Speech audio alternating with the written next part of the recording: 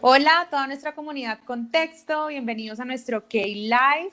Estamos muy contentos de tenerlos a todos aquí con nosotros. Hoy tenemos una invitada súper especial, súper de lujo, súper internacional, que nos acompaña desde la Argentina, desde Mar del Plata. Está con nosotros hoy Saide Ebrahimi. Súper contentos de tenerte aquí. Con nosotros también el equipo de Swap Translators, John Oyuela, Sergio Osorio de ESE Translate y Estefanía Quintero también de ESE Translate. Hoy tenemos un tema súper chévere que nos estará dando más luz aquí nuestra gran invitada Saide. Entonces, pues nada, empecemos. Saide, bienvenida. Gracias por estar aquí con nosotros. Cuéntanos un poquito más de ti, qué haces y cómo llegaste a todo este mundo de la traducción. Está bien, bueno. Muchísimas gracias por la presentación. Buenas tardes a todos. Antes que nada, bueno, les agradezco muchísimo la invitación, fueron muy amables al invitarme y bueno, y también, bueno, otros agradecimientos a Universidad Nacional de Mar del Plata, a Universidad KS, donde imparto materias de la carrera de traductor público. Así que bueno, muchísimas gracias a todos y a todos los presentes, los que están participando. Así que, bueno, mi historia básicamente empieza, mi primera carrera es Derecho, yo estudié Derecho en la Universidad Nacional de Mar del Plata, siempre me gustó muchísimo el Derecho Internacional, siempre fui una apasionada del Derecho Internacional, me gustaba mucho. Y bueno, una vez que me recibí, obviamente soy profesora de Derecho Internacional, por supuesto, y siempre me gustó mucho el tema de lo que era derechos humanos, derecho internacional humanitario, y a partir de ahí, bueno, empecé a especializarme y a hacer cursos, a hacer seminarios, congresos y demás. Eh, y todo lo que se presentaba y donde estaba en esa época no existía la virtualidad, con lo cual había que presentarse, digamos, personalmente y viajar para asistir a esos cursos. Así que bueno, me especialicé en Derecho Internacional Humanitario, Derechos Humanos, que es mi pasión, y empecé a hacer publicaciones y demás. Y después, en un determinado momento, fui apoderada externa de migraciones, con lo cual ese fue mi primer, pero como abogada, y ahí fue mi primer contacto directo con los inmigrantes y tomar noción de lo que era la problemática de este mundo, digamos, de los migrantes, refugiados, desplazados y todo lo demás. Así que bueno, así digamos empieza mi carrera y mi pasión por todo esto. Yo quería hacer una aclaración antes que nada respecto a, digamos, al idioma que yo traduzco, ¿no? Especialmente con el contexto que está ocurriendo, más allá, digamos, que es una yo soy matriculada de Colegio de Traductores Públicos de la Ciudad de Buenos Aires, ¿sí? Entonces, en el Colegio de Traductores Públicos de la Ciudad de Buenos Aires, el nombre del idioma está denominado persa farsi iraní, ¿sí? Persa farsi iraní. Hoy me preguntan muchos persa, farsi, iraní y también estamos viendo ahora el tema de Darí con el tema de las interpretaciones y demás se ha agregado. Entonces quería hacer una breve introducción en qué consiste este persa, farsi, iraní, darí. El idioma en sí, que son como 120 millones, hay como 120 millones hablantes de persa, farsi en el mundo, 120 millones más o menos. El idioma en sí es persa, ¿sí? Es persa, o sea, para nosotros en español, nosotros le decimos persa y así tenemos un montón de palabras, por ejemplo, que no los tenemos en farsi. Por ejemplo, alfombra persa, misticismo persa, el gato persa, hay un montón de cosas que es persa, no es el gato farsi, el misticismo farsi, ni nada por el estilo. Entonces, la palabra correcta en español, la palabra es el persa. ¿Qué es el farsi?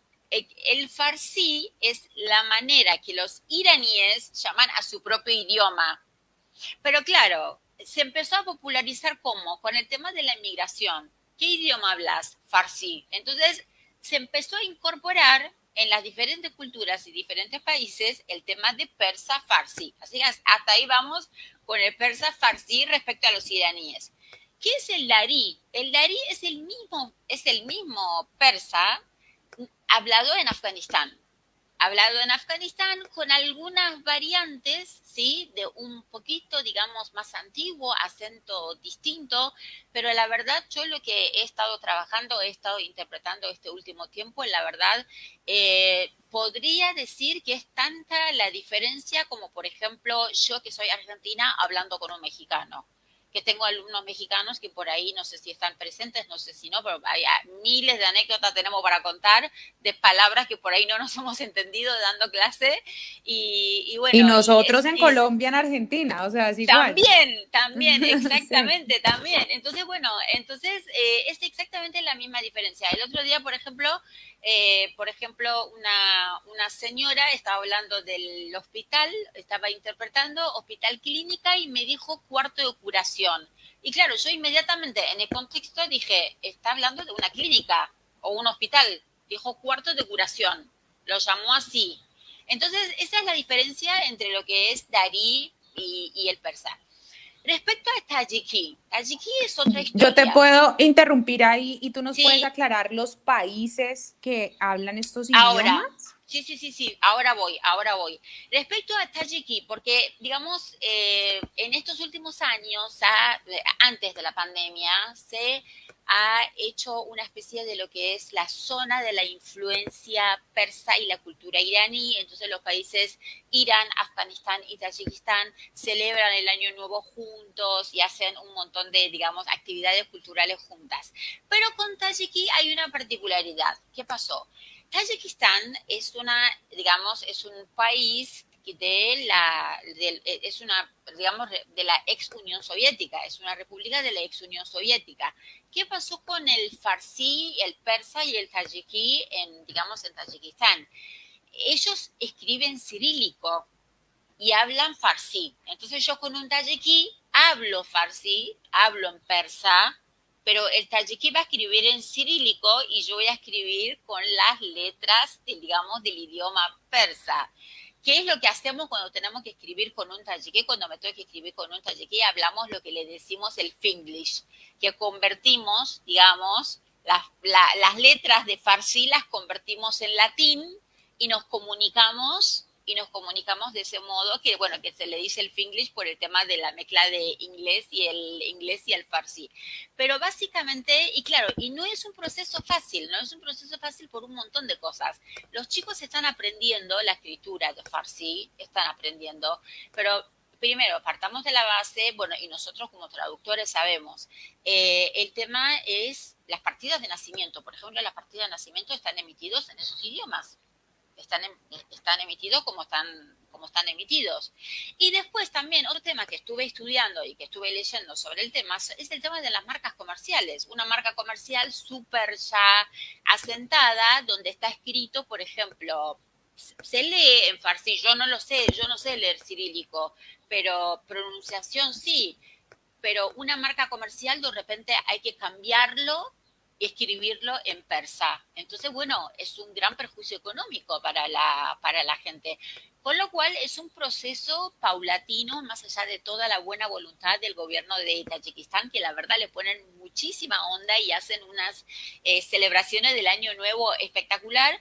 Así que bueno, esta es la cuestión, digamos, de el persa, que es el mismo en Irán, farsi, darí en Afganistán.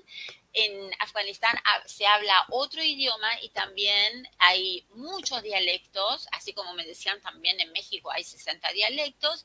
Y después, bueno, el tema particular de Tayikistán, que la letra en realidad escriben en cirílico y están hacia la nueva escritura que va a llevar tiempo. Y respecto a la pregunta que me hacías, cuáles son las zonas, lo que pasa es que hay que tener en cuenta lo que, claro, lo que fue el antiguo imperio persa prácticamente llegaba hasta las fronteras de África. De hecho, por ejemplo, por lo que tengo estudiado y por lo que obviamente soy una apasionada de todo del idioma y voy estudiando, hay hasta colonias en África que celebran el Año Nuevo iraní. Y, por ejemplo, hace poco el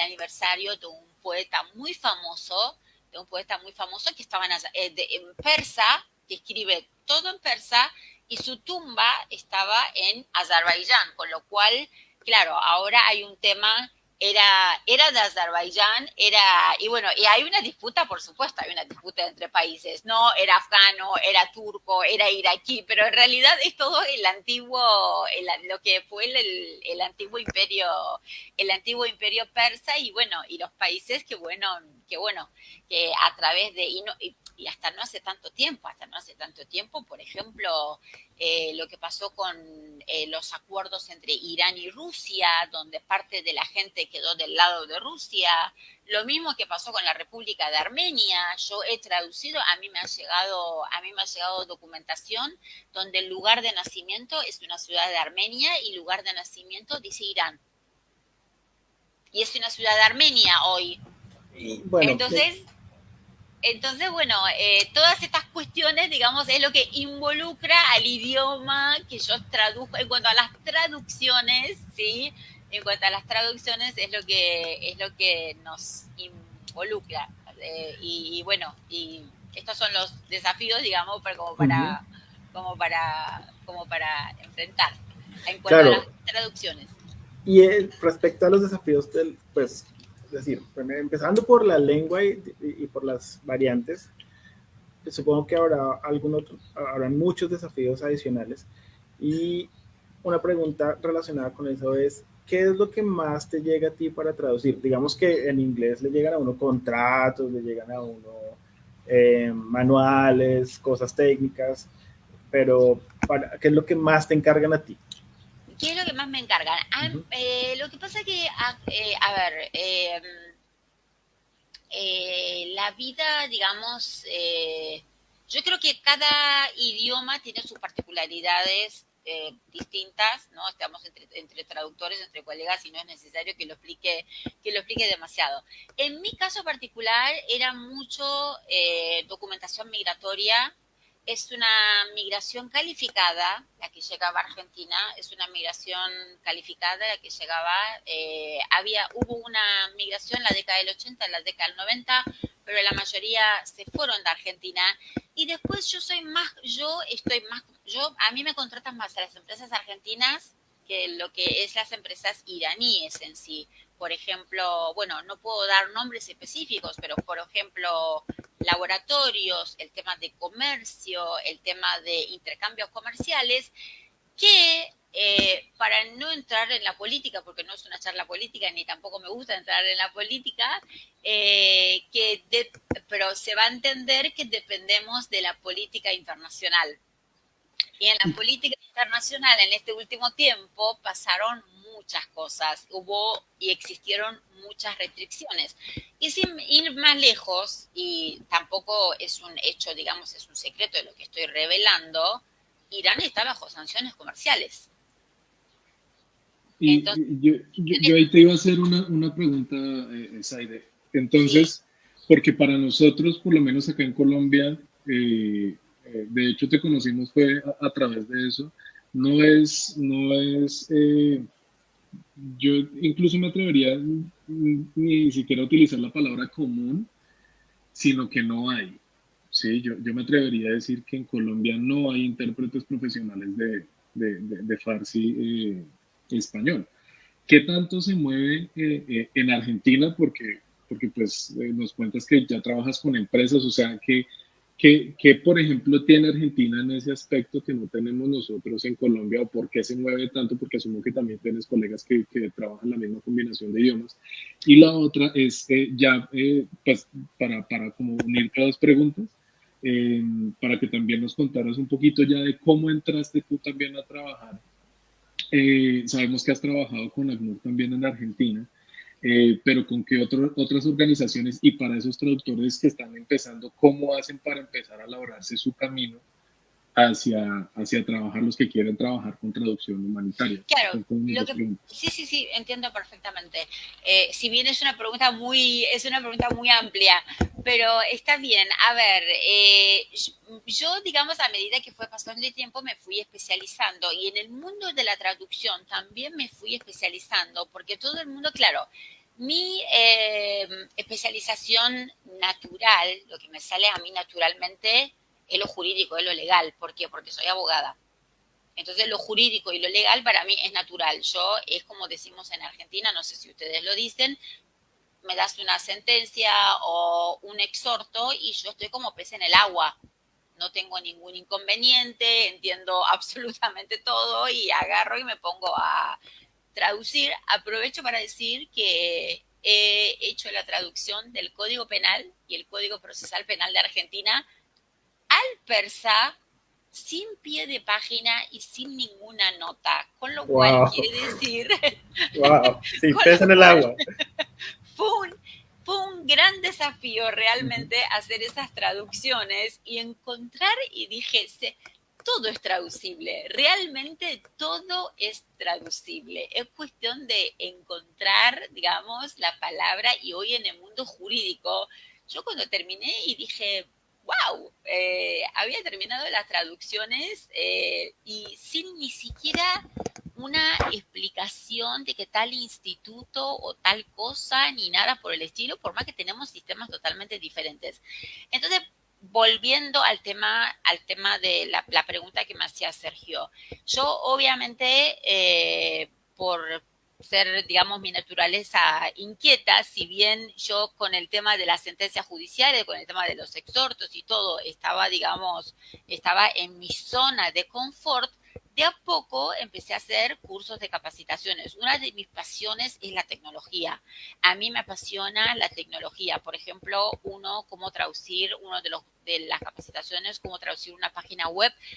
Y ese curso, que, bueno, aprovecho para decir en nombre de mis colegas, perdón, lo hice con Lorena Roque, ese curso, pero fue una cosa muy graciosa. Yo lo hice a la noche y al otro día recibo un mail, porque fue una anécdota, fue muy graciosa.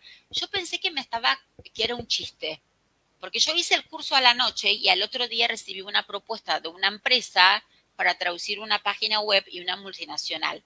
Yo digo, no, me están haciendo un chiste, no puede ser que me voy a dormir y me levanto con un correo electrónico para trabajar en una multinacional, para traducir una página web, ni siquiera había hecho los ejercicios, ni siquiera había hecho nada.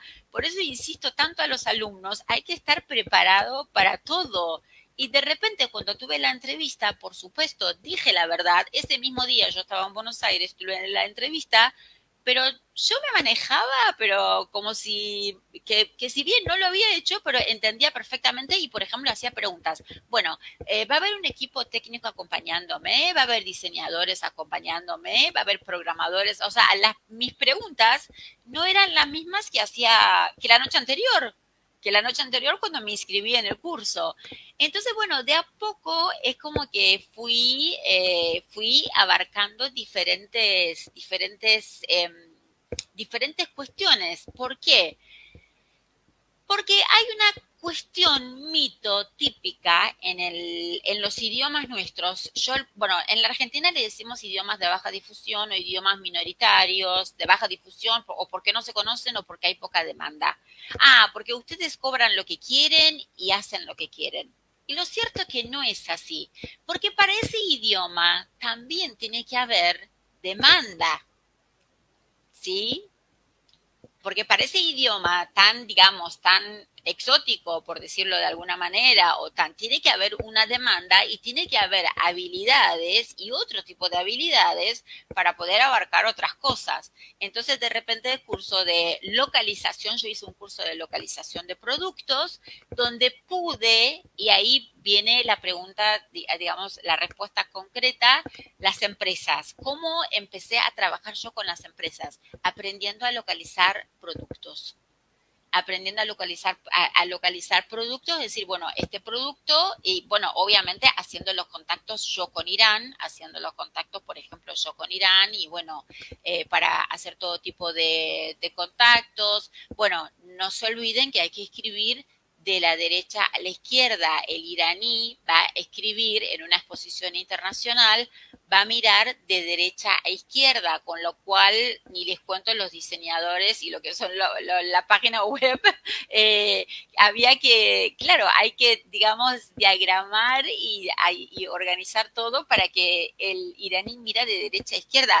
Y aunque ustedes no lo puedan creer, es el día de hoy que yo abro un libro y aunque no lo puedan creer, yo involuntariamente yo lo abro de la derecha hacia, o sea, yo sé que es donde termina el libro, pero es la costumbre de abrir el libro de la derecha para la izquierda. Entonces, al ojo de la persona que iba a ver, había que orientarlo hacia esa dirección para que pueda ver. Y la verdad fue un proyecto espectacular. Por supuesto me entenderán que estoy con secreto de confidencialidad y no puedo nombrar empresas, pero bueno, esa experiencia fue una experiencia espectacular y la verdad un equipo de trabajo maravilloso donde tuvieron que adaptar todo este tipo de cosas o lo mismo, por ejemplo, aplicaciones, el desarrollo de aplicaciones para celulares y demás, donde he tenido que hacer de Siri y decir yo hacer de Siri y bueno, pero bueno, sí, lo tenés que hacer. Y otra cosa que nos ocurre a nosotros es que casi no podemos decir no a nada. Al menos yo me siento así, porque si digo no, queda alguien varado, alguien sin solucionar problema. Por ejemplo, un tema que a mí no me gusta, no me gustaba biología ya en el colegio, no me gustaba, con lo cual no me gusta el tema de medicina y el tema de la interpretación médica, salvo que sea necesaria o de vida o muerte. A mí el tema de la interpretación médica no me gusta. Por ejemplo, un certificado médico a mí me puede llegar a llevar, no sé, una semana, 10 días la traducción, porque no conozco. Entonces, bueno, eso por ejemplo, pero lo tengo que hacer porque la persona tiene que viajar. Y necesita, claro, y necesita que lo haga. Así que bueno, y lo hago. Y prácticamente no digo no. Una pregunta. Sí. Cuando dijiste que te toca hacer de Siri, ¿es real? Es decir, ¿te ha tocado hacer voice off en persa? Si lo dije de verdad. Sí, es decir, ¿sí? ¿Te ha tocado hacer temas? Exacto. Ah, bueno, porque sí, entonces sí. Vamos a coger a David acá para escucharte un poquito, pues porque en realidad es una lengua exótica, no es algo que uno escuche todos los días, es decir, estamos invadidos del inglés. A ver, John, no sé si se escucha bien o mi voz es la ideal para hacer eso. ¡Ay, por Dios! Porque pero mira, David dice David, sí, David dice, ¿sabe algún trabalengua en persa que sea muy complicado? A ver si nos los dices. No vamos a entender, pero al menos vamos a escuchar el sonido bonito de la lengua. A ver. Mira, aquí te lo pongo en pantalla.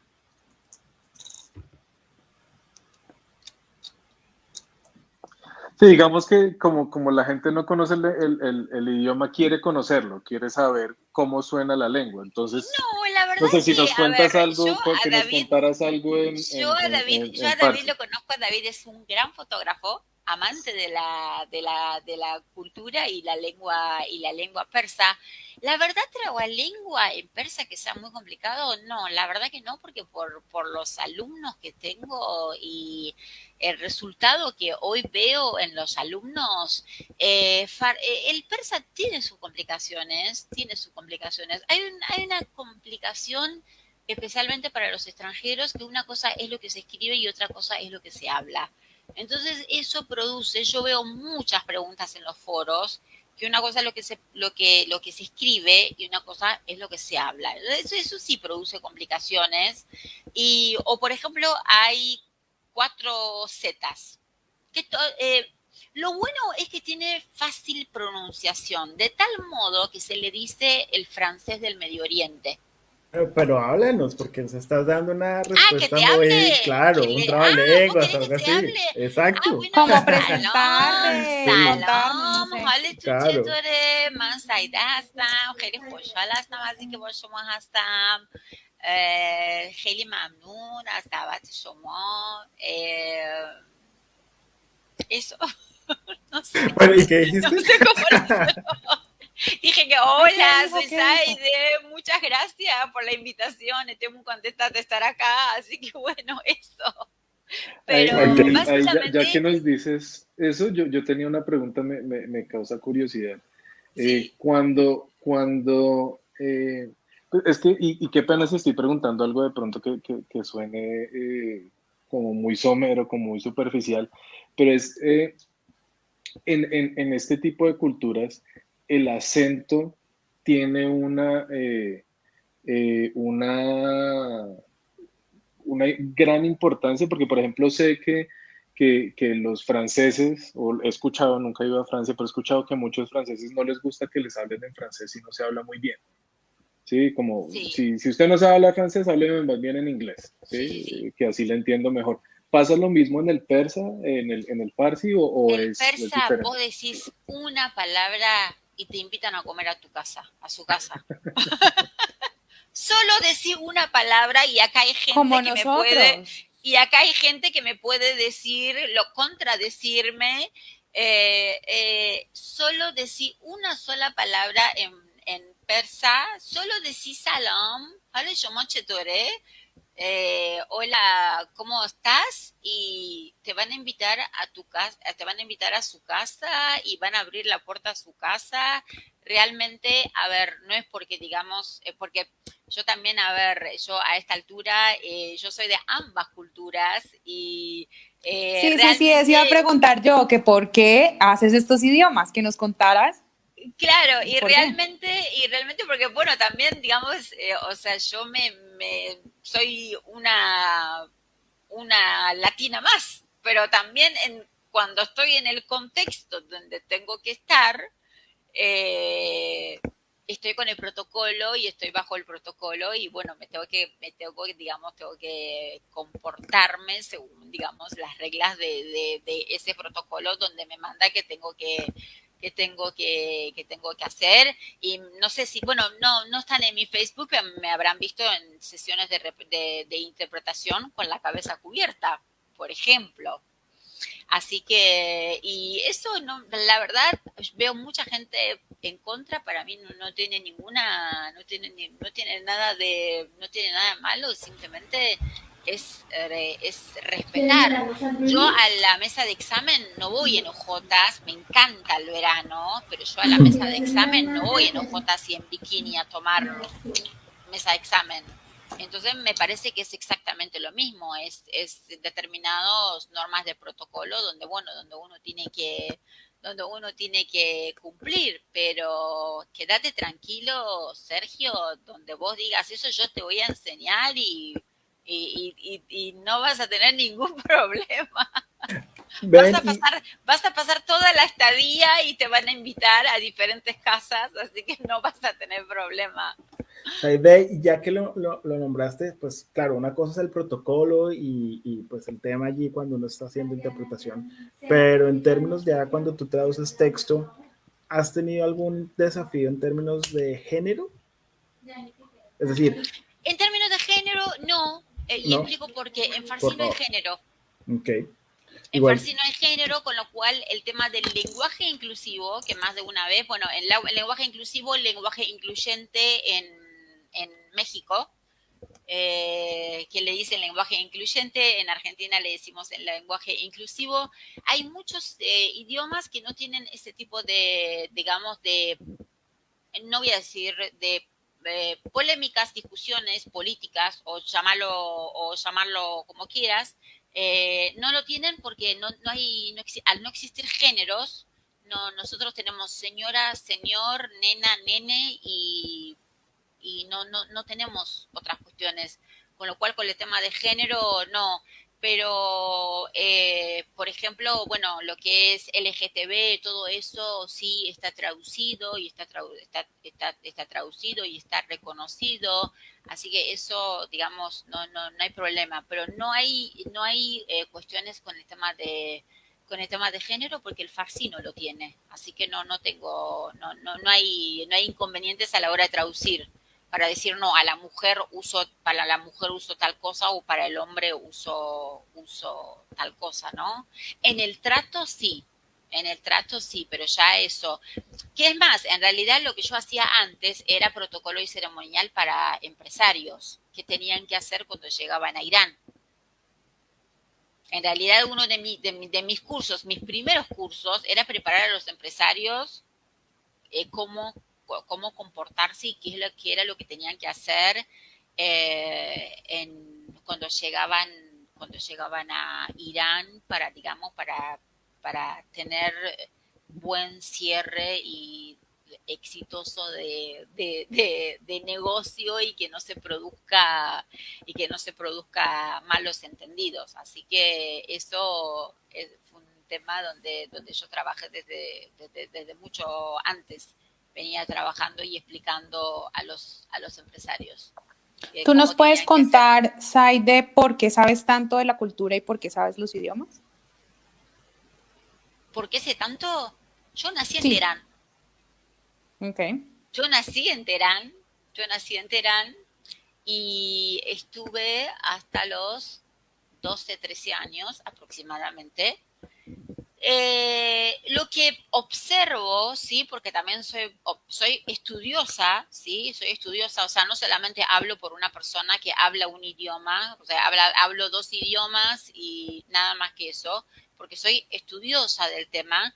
Hay mucha gente, digamos, que psicológicamente casualmente ayer una persona me hizo una entrevista que me había visto en un Zoom y me hizo una entrevista sobre refugiados y me preguntaba, hay gente como que, y ahora entramos en un tema, digamos, más por ahí, más profundo o tal vez doloroso.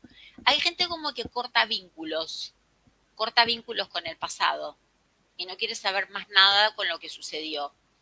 Y bueno, yo obviamente cuando llegué acá a Argentina tenía que aprender español. Tenía que aprender español porque un inmigrante es un analfabeto, por más nivel cultural que tengas, es un analfabeto, es un ciego, donde no ve los carteles, donde no entiende. Y eran tiempos difíciles porque no existían ni los programas que existen ahora, ni la ayuda, ni español para extranjeros. Yo tuve que aprender español a través del inglés. De tal modo, olvidé inglés y ahora estoy tratando de recuperar el inglés porque olvídate del inglés, así que estoy en el proceso de recuperación de mi inglés, que era tan bueno. Era tan bueno mi inglés que yo desde que llegué hasta que terminé el colegio secundario nunca más estudié inglés, por ejemplo, y el nivel de matemática, porque el nivel de matemática y el nivel del inglés era desde primario hasta que terminé el colegio secundario, yo nunca más estudié ni inglés ni digamos, porque es un sistema, digamos, muy riguroso, bastante parecido a Rusia en cuanto a matemática y en cuanto al inglés y eso. Entonces, bueno, eso fue lo que me pasó.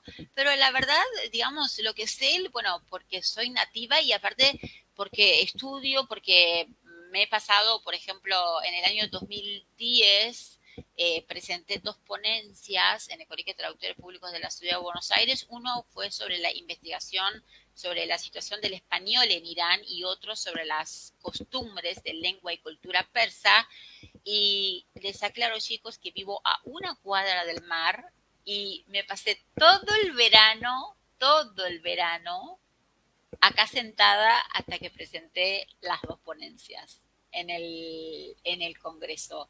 Así que no es solamente, digamos, es porque nací y porque mis padres, digamos, fui escuchando, porque permanentemente estoy estudiando, estoy capacitando, he trabajado muchísimo en traducción periodística, que me parece apasionante el tema de la traducción periodística, también he trabajado mucho. Así que bueno, eso es lo que me lleva a la curiosidad y a saber, y también de alguna manera uno es como que va, eh, juntando piezas, ¿sí? Y la reconstrucción de la identidad de alguna manera, pero jamás me sentí mal en Argentina, nunca me sentí discriminada como mujer, Pero es que nunca. sonás súper argentina, o sea, tenés el acento, todo, o sea, No, pero yo te ¿sabés oigo qué pasa? hablar y digo, no, pues es argentina, Pero ¿sabés qué completamente. pasa? Pero ojo, mis clientes eran del Medio Oriente, pakistaníes, bengalíes, y no era fácil, no era fácil que de repente una mujer les esté mandando, tenés que hacer tal cosa, tenés que traerme la documentación y tenés que presentar esto, ¿viste? Y yo decía, me van a matar, no es fácil. A los chinos. Y la verdad, ojo, no estoy, digamos, eh, nadie más que yo respecto a la multiculturalidad, pero son cuestiones naturales en cuanto al machismo y en cuanto a demás, y justamente les tocaba a una mujer darles órdenes, me traes esto, la documentación los tenemos que presentar, mañana nos presentamos en migraciones, y bueno, y era eso bueno, me tocó, digamos, pero nunca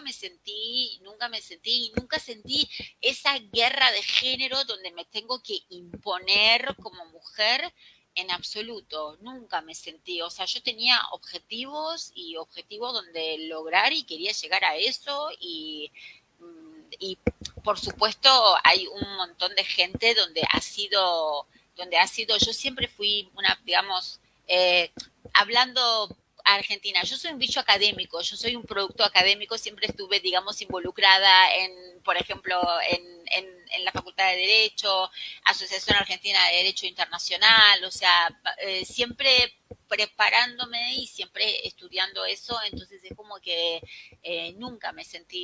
jamás me sentí discriminada ni nada por el estilo para decir alguien me hizo sentir mal y he, Claro. realmente he recibido la mayor cantidad de respeto posible por parte de estos inmigrantes que yo sé que les costaba, no es que les costaba que no me faltaran el respeto, que me hagan caso. Eso era lo más Sí, valioso. porque su cultura Que me, no es que me, así. que me hagan caso, no es que me falten el respeto, claro, yo decía, claro, que tengan las cosas tan ordenadas, realmente me llamaba la atención.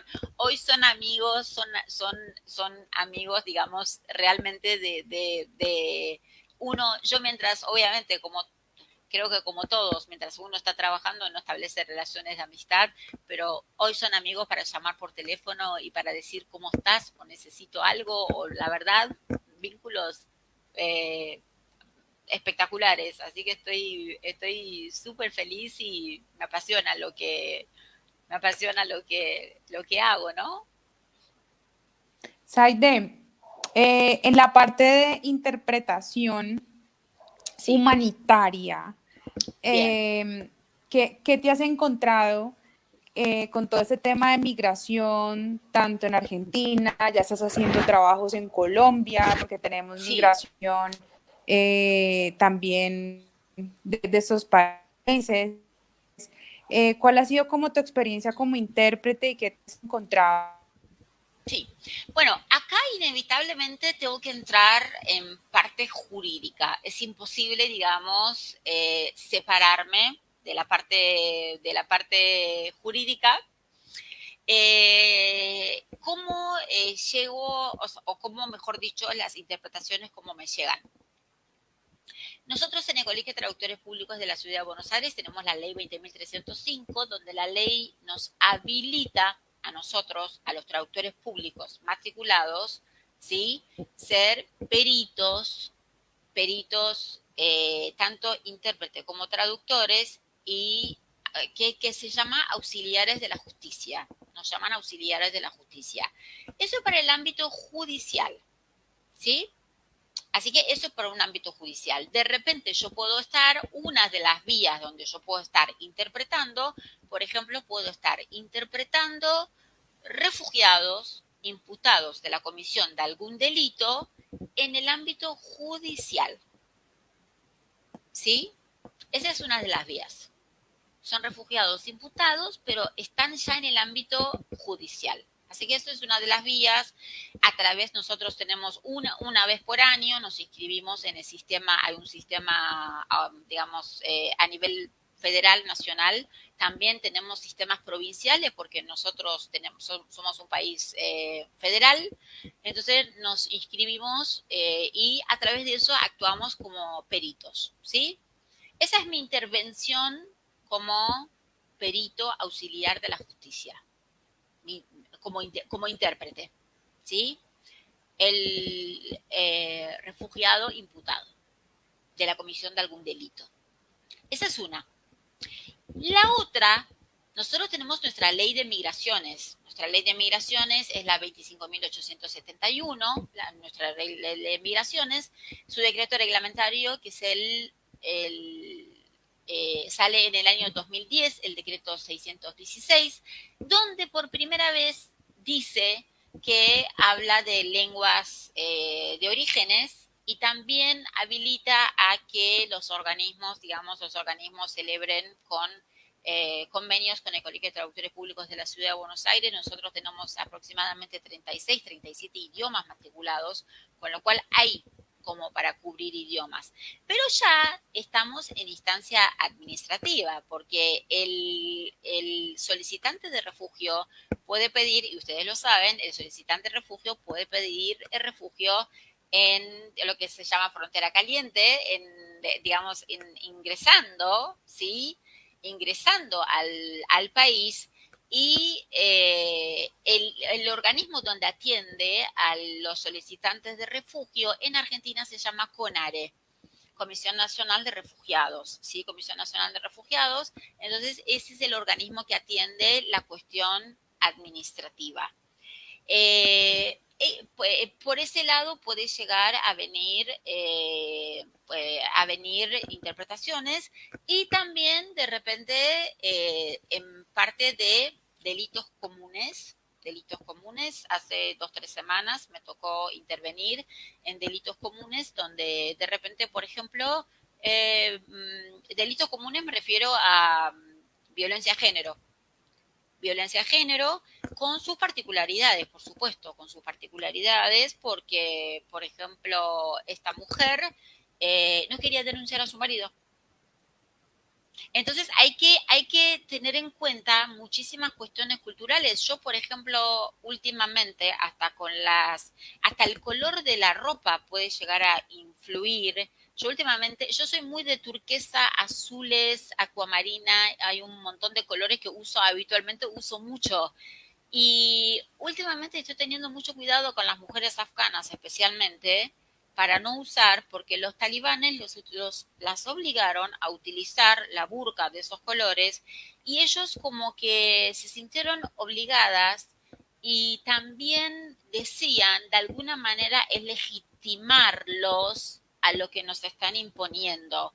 Entonces yo evito hasta este tipo de colores, como para no generar una sensación de rechazo desde el primer momento, aunque sea a través de una imagen visual mía, ¿sí? Y por supuesto cuando escuchan el persa, escuchan el farsi, se emocionan y se ponen a llorar, y bueno, y todo lo que ya sabemos. Pero básicamente en el ámbito judicial, digamos, es un desafío porque, claro, nosotros queremos ayudar, nosotros ponemos toda nuestra energía en ayudar, pero a veces ellos, por cuestiones culturales, por ejemplo, ella quería actuar según las costumbres de ellos, que vaya una persona y hable con su esposo. No Claro. no una autoridad policial. Claro, debe ser el choque cultural, debe ser grandísimo, tanto para mujeres como para hombres, ¿no? Y allí El pues choque, toca solucionarlo, supongo que con, pues están en Argentina, les toca solucionarlo según las leyes argentinas, ¿no? según las leyes argentinas, sí, obvio. Lo que pasa es Claro, que, a ver, acá yo quiero marcar, digamos, hay un tema que por ahí eh, no, ya les digo, es un tema jurídico, pero yo lo tengo muy en cuenta. Acá hay una cuestión, nosotros como estados, nosotros incluyo a todos, ¿sí? Incluyo a todos, Argentina, Colombia, todos los signatarios, porque somos los signatarios de la Convención Interamericana de Derechos Humanos. Acá hay una relación jerárquica de la Convención Americana respecto del derecho interno de los estados partes, que no podemos olvidar. Y existen opiniones consultivas, por ejemplo, de la Corte Interamericana de Derechos Humanos solicitada por México, opiniones, por ejemplo, 16, 18, donde están las reglas del debido proceso respecto a los migrantes. Y esos lo tenemos que cumplir. Al incumplimiento estamos cayendo en la inconvencionalidad. Con lo cual después no nos tenemos que sorprender cuando tenemos demandas ante Corte Interamericana de Derechos Humanos por incumplimiento de este tipo de normativa, porque nosotros, digamos, estamos obligados a cumplir estas obligaciones internacionales, ¿sí? Entonces, me parece que es una tarea de concientización, especialmente no tanto sí entre los traductores, pero entre autoridades, de que no estamos, a ver, no es que nos estamos quejando por quejar. Acá hay obligaciones internacionales donde su incumplimiento acarrea responsabilidad internacional para el Estado que lo incumple, ¿sí? Jaime, Por ejemplo, expulsiones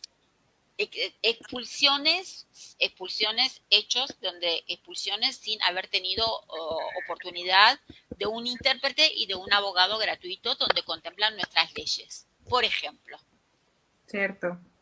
Por ¿Sabes qué? ejemplo, Con eso sí. que dices, entonces podríamos estar diciendo, y a la comunidad y todos los que nos están escuchando, que si yo soy un traductor intérprete que quiere seguir esa línea humanitaria, que quiere trabajar con migración, sea la combinación de idiomas, según eso que dices, entonces lo importante es estudiar estas leyes, que este traductor se familiarice con todas estas leyes internacionales y migratorias. O sea, no es Por solamente su como, ay, quiero hacerlo, me parece chévere, sino que hay un No, estudio no, detrás de por todo eso. supuesto, yo lo digo, bueno, obviamente, lo que pasa es que yo lo digo especialmente a mis alumnos. Nosotros tenemos que saber cuál es la reglamentación y cuáles son las leyes que nos regulan. Por supuesto, yo ya sé, por ejemplo, ustedes en Colombia lo presentan al Ministerio de Relaciones Exteriores, nosotros tenemos el CONARE, pero en definitiva estamos hablando de órganos administrativos.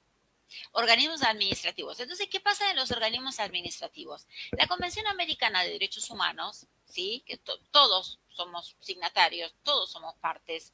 Hoy, el artículo 8 ya está ampliamente superado en la doctrina, que no se limita a las actividades administrativas, porque habla de garantías del inculpado. El inculpado es alguien que está sometido al proceso penal, ¿sí? Eso lo sabemos. Ese es el inculpado o en otros países puede llamarse imputado o dependiendo de la situación, del momento que se encuentre, procesado, no importa cómo se llame. A mí me gusta el inculpado de la convención. El inculpado es porque, bueno, algo, digamos, está en una situación ahí, ¿sí? El inculpado. Entonces, hoy ampliamente el artículo 8 está superado de que no se limita a las garantías judiciales penales. ¿Sí? Y no lo digo yo, no es que no es un invento mío, no es una cosa que se me ocurrió a la noche ni nada por el estilo. Hay una uniformidad en la doctrina. Yo lo escribí en mi artículo en el año 2010. Y hoy está contemplado en todo lo que son las opiniones consultivas, ¿sí? Y lo que es la elaboración de las garantías del debido proceso para los migrantes y refugiados. Entonces, esas garantías de que antes eran para el inculpado, solamente los procesos penales, hoy no cabe la menor duda que se extienden a todos los procesos administrativos. Entonces, yo no puedo decir, bueno, pero ¿sabe qué pasa? Está ahí. De última, tenemos seguramente ustedes deben tener, todos tenemos más o menos los mismos sistemas. Tenemos la revisión posterior judicial.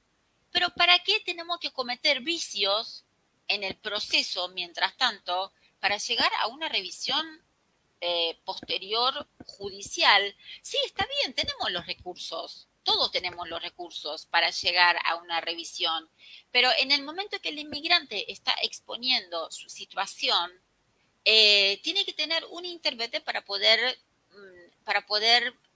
exponerlo de la mejor manera posible. Ejercer su derecho, ¿no? Porque es el idioma que Exactamente, él habla y por exactamente. Yo digo, y sin desmerecer y nada por el estilo, estamos hablando de vida, o sea, somos los garantes de la defensa de los derechos, somos el derecho constitucional a ser oído, y tiene que haber igualdad de armas. Un inmigrante que no habla, un inmigrante que no entiende, un inmigrante que no sabe no sabe dónde está parado, no sabe qué es lo que se está llevando en su contra, no tiene igualdad de armas. No tiene igualdad de armas frente al sistema, digamos, frente al Estado. Entonces, bueno, termino con la parte jurídica, eso lo podemos dedicar otro momento para poder hablar, no, si claro, quieren. Podríamos quedar aquí, o sea, pues tú das cursos, o sea, sí, según lo que nos has contado. Yo doy cursos de cursos, y mi tesis doctoral está escrito casualmente sobre garantías del debido proceso. Me parece súper importante el tema de las garantías del debido proceso, el tema de es que tenemos que jerarquizar nuestra profesión. Nosotros no estamos así porque bueno, y además nosotros, alguien que viene de afuera, ¿sí? Alguien que viene de afuera, no está matriculado, no tiene responsabilidades. Yo estoy matriculada, hay un tribunal de ética donde me está controlando, hay cuando un colegio. Para los que nos ven desde acá, los que estamos en Colombia, es como traductora oficial de la combinación de idiomas, ¿no? Que cuando dices matriculada es eso, ¿verdad? Exacto, pero a lo que voy, no es lo mismo. ¿Qué es lo que ocurre en la realidad? Por ejemplo, muchas veces, bueno, traduce el vecino. Resulta que el vecino, de buena onda, el vecino o el compatriota llegó hace 4 meses. No sabe, el compatriota llegó hace 4 meses y encima ha estado sometido a los mismos dramas y la misma problemática, y supongamos que no le pasó nada el país donde estuvo, ¿sí? Supongamos que no le pasó nada, que no viene con una situación traumática terrible, ¿sí? Ya tiene la inmigración que es demasiado, que no entiende el idioma, que no entiende la cultura, que no entiende la comida, hasta el entorno físico, chicos. El entorno físico es distinto, la gente es distinta, la gente es diferente. Yo, por ejemplo, cuando había viajado a Irán, el primer viaje cuando hice a Irán, cuando vi a mis primas, yo hacía un montón que no veía a mis primas. Yo decía, hay gente igual a mí, hay gente parecida a mí. Yo hacía un montón, o sea, veía gente parecida, pero por ejemplo, claro, lo que es la genética, yo miraba los pies de mi prima, yo decía, tiene los mismos pies que yo. Y era una cosa que claro, al no criarme en la familia, yo no me crié en la familia, entonces yo miraba, yo decía, Dios mío, tiene los mismos pies. Yo estaba asombradísima, y es mi prima hermana, y yo decía, no lo puedo creer. Y me decían, mis tíos me contaban, siempre dijimos que te parecías mucho a Zaide, siempre, y ella pobre con la carga de que me parezco a Zaide, una Zaide desconocida que nunca conoció. Por allá en un país al sur que no conocemos, allá en Argentina. Claro, el entorno físico es totalmente diferente, claro. También depende el lugar. yo vivo en Argentina. Acá en Argentina, bueno, tenemos diferentes regiones. Vivimos en la provincia de Buenos Aires. En la provincia de Buenos Aires, digamos, tenemos de todo, pero básicamente, digamos, es un país europeo, Argentina. Entonces, y se creen europeos, ¿no? No es que solamente eso, se creen por allá de otra no sé. Mira, Estefanía, depende cuando me conviene, soy iraní o argentino, no sé, depende. Sí, cambio, depende cuando depende cómo me convenga. Saide, ya se nos acaba el tiempo. Digamos que como podíamos quedarnos aquí, mejor dicho, que tú nos contaras todo este tema cultural que está súper bacanísimo. Pero bueno, se nos acaba el tiempo y ya como para cerrar, que nos cuentes la gente donde te puede contactar, tus redes sociales, aquellos traductores que estén interesados en incursionar en toda esta parte humanitaria, en conocer el derecho procesal. En la combinación de idiomas. Exacto, si tú ofreces estos cursos, aquellos que estén interesados en el farsi, en el persa, que nos digas dónde te pueden contactar. Está bien, perfecto. Mi LinkedIn, ¿sí? Mi LinkedIn, mi Facebook, Farsi Traducciones como página, Farsi Traducciones como página, mi LinkedIn y mi Facebook tienen exactamente, o sea, mi nombre, Saide Saleh Ebrahimi. Si a mí me buscan Saide Saleh Ebrahimi, me van a encontrar, y además, bueno, me van a encontrar también en el Colegio de Traductores Públicos de la Ciudad de Buenos Aires, pero poniendo Saide Saleh Ebrahimi, digamos, aparezco en Facebook, en Messenger, y mi LinkedIn, que básicamente recibo la mayor parte de los mensajes por ahí. Discúlpenme la última parte de la jurídica, pero la jurídica lo tenía que decir porque me parece fundamental, me parece fundamental la revalorización de nuestra profesión. No somos los guardianes de la Constitución. Sí, es una de las cosas por la que tenemos esta comunidad también. Aquí en Colombia no estamos tan estructurados como lo están ustedes en Argentina, no hay un colegio de traductores. De hecho, hay un par de asociaciones y estamos tratando como organizarnos. Entonces, en Colombia nos falta, y uno de los pilares de contexto es precisamente sacar nuestra profesión de traductores e intérpretes a ese nivel global, internacional, y como a darle ese respeto que se merece, porque nos ven como, sí, el primo que traduce, el que sabe otro idioma, y no dan el valor a los que hemos estudiado, a los que se han preparado, a los que pues llevan esto como profesión. Entonces, pues obviamente para nosotros es súper chévere que hayas estado aquí, que nos cuentes todo esto, que defiendas la profesión, porque lo haces con un ímpetu así como que... Pero por supuesto, la dignidad profesional y el orgullo por la profesión y la dignidad profesional, y es así. Y la jerarquización de nuestra profesión.